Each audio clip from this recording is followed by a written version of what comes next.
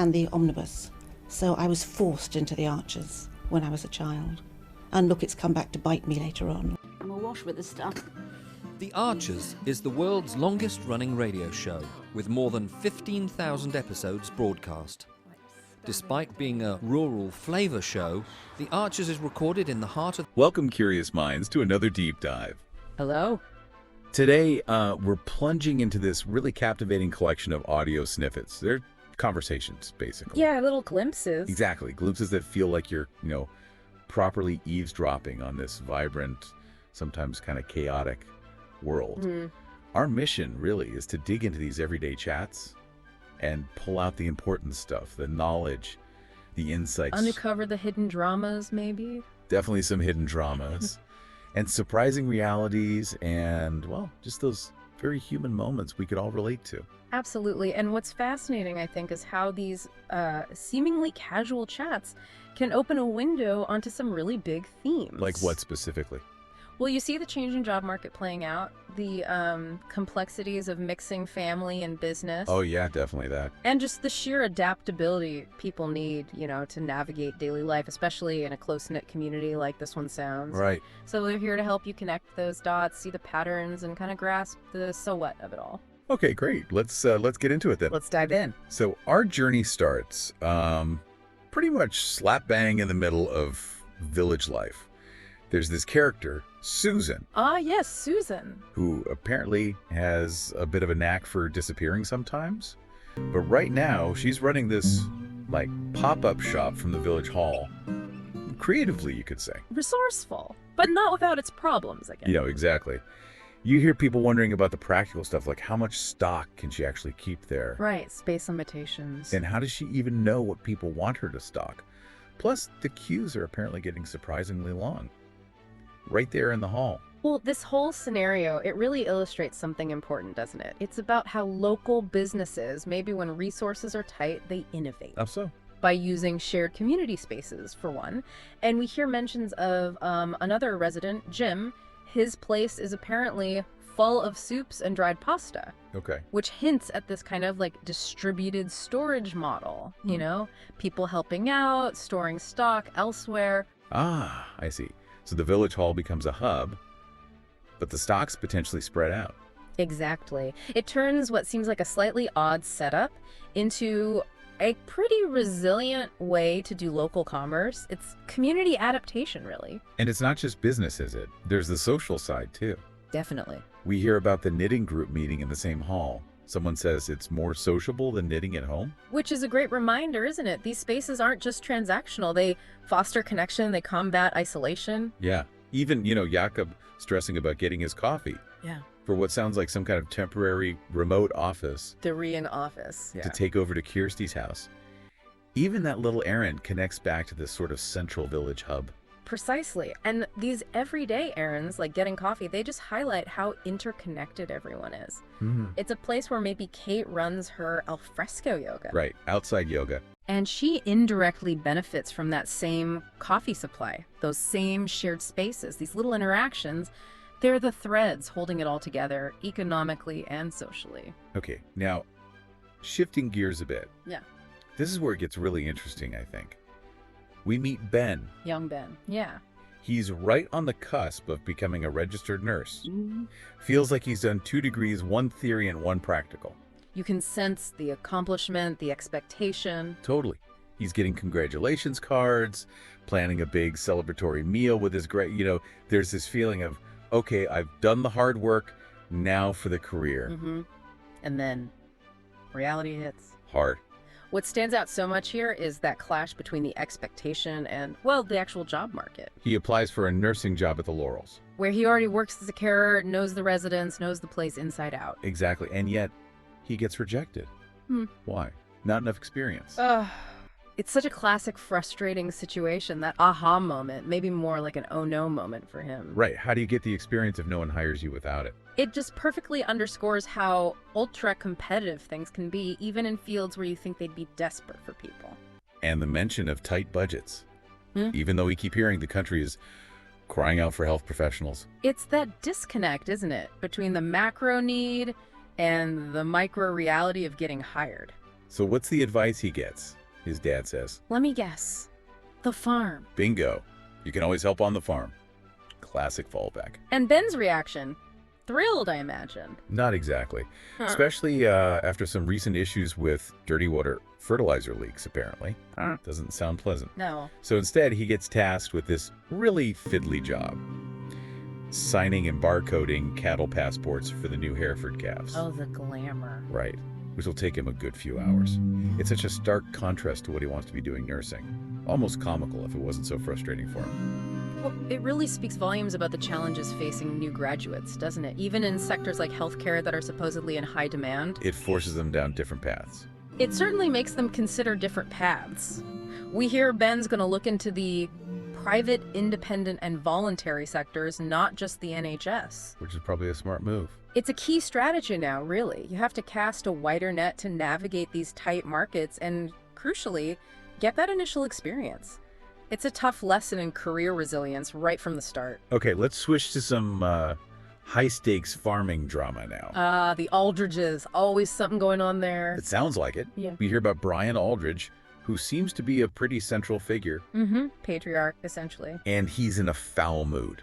Like, seriously bad. Described as impossible and even downright rude. Ooh! That bad. Apparently so bad that his partner Miranda has basically whisked him off to the Cotswolds to try and calm him down. A strategic retreat, perhaps? But his mood has consequences back home. Big ones. He's made this drastic decision. Let the wheat rot in the dirt. Just leave it. Wow. Okay, the sheer weight of that decision. That's huge. Isn't it? You're talking about a whole year's worth of effort, especially after a dry spring, which probably made things harder anyway. Right. Well, potentially just wasted. Why? Because he and Justin are at loggerheads. This really highlights how personal conflicts can just explode into massive professional and financial problems, doesn't it? Jeopardizing everything. Absolutely. And we hear David, another family member, saying Justin is impossible to outwit in business. And Brian sounds equally stubborn right now. A clash of immovable objects, it seems. So, who's stuck in the middle? Stella, Brian's daughter. Great. How's she handling it? She decides to go against his wishes. Harvest, anyway. She calls it a very bold move herself. Which it absolutely is. And you can really hear her passion, like, why should all that work be wasted? It just shouldn't happen. But there's a practical problem, I assume. Yep. Brian had already laid off the casual workers, like Ed, so suddenly there's no help available to actually do the harvesting. So Stella's got the will, but not the way, at least not easily. This really throws that tension into sharp relief, doesn't it? Balancing family loyalty, or perhaps fear of Brian's temper with absolute business necessity. Yeah. Especially when one person's, frankly, stubbornness is threatening everyone's income. And you feel her struggle, trying to find help. David's got uni commitments. Right. And she doesn't want to drag Pip, another family member, into it and potentially risk Pip's own career. It's complicated. Very. That suggestion about asking Ruth, it just shows how tangled these family and business relationships really are. Every decision has ripples. Okay, totally different gear change now.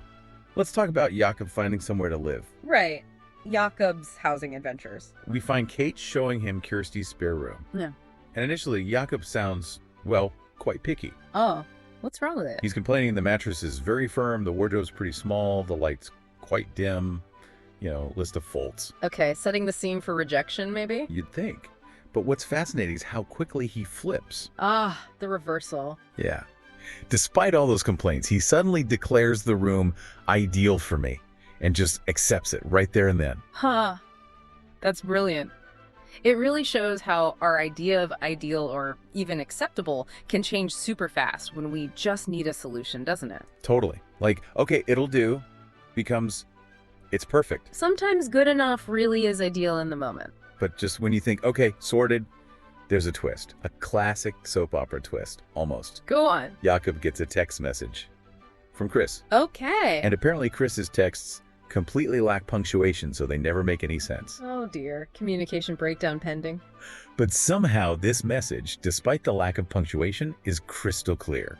Shockingly clear. What does it say? Basically, Chris doesn't want his cottage back. Wait, the cottage Jakob was presumably leaving. Exactly. Which means Jakob doesn't actually have to move out after all.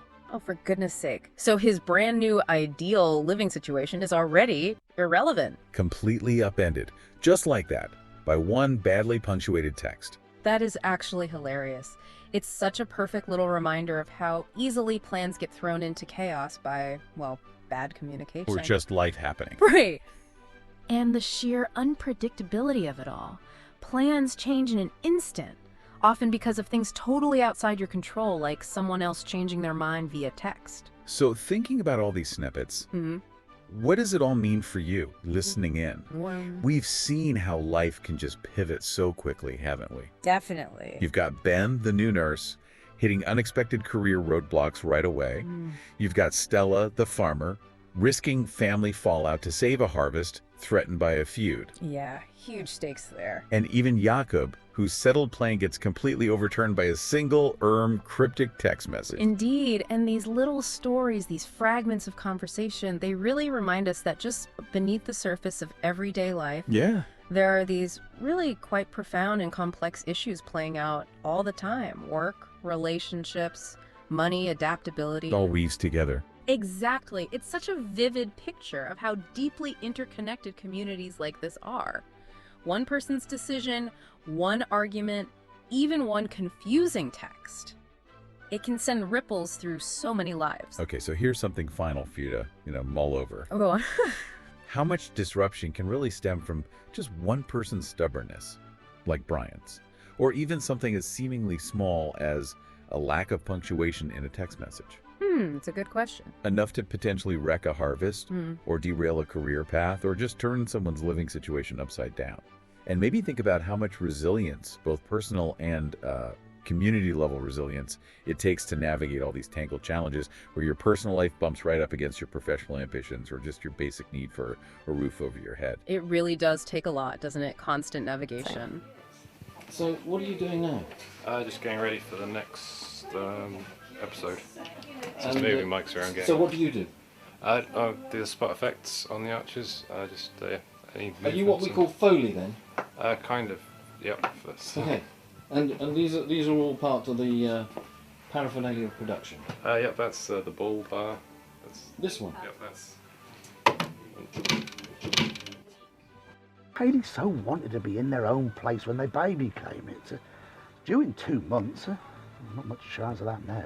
No. I mean, it would have been a stretch for them financially, mind, but I just wish there was something practical I could do to help them, Caroline. I think The Archers has had this immense popularity over the years, basically because it has always very accurately reflected the reality of life and living in a rural community at whatever